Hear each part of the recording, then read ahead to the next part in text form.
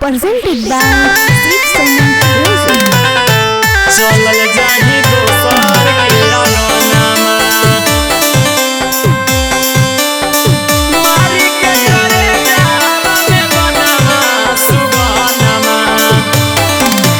DJ Vikas Raja, mixed by Uttam Premi.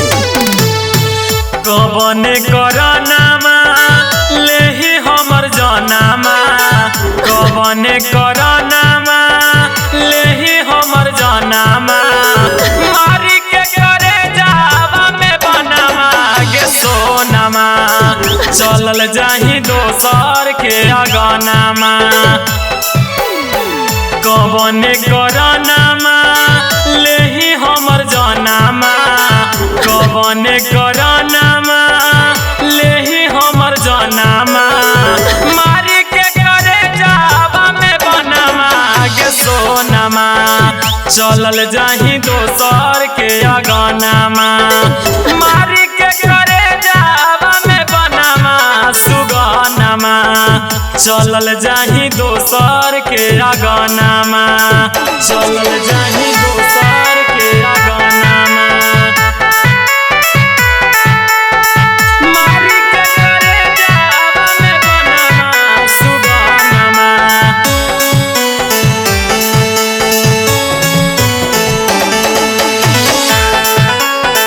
मारी के करे जावा में बनामा सुगनमा चलल जाही दोसर के अगनामा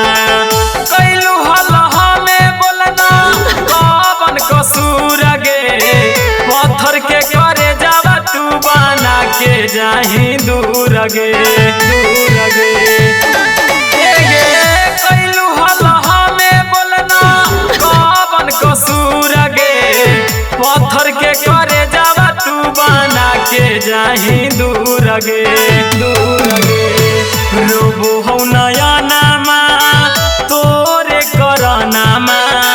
रोबो हौ नया नामा तोरे करनामा सोचलू हलना बनमी दुश्मनामा गे सोनामा चलल जाही दोसर के अगनामा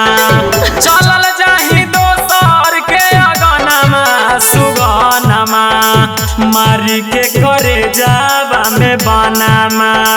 चलल जाही दोसर के अगनामा मारी के करे जावा में बनामा सुगनमा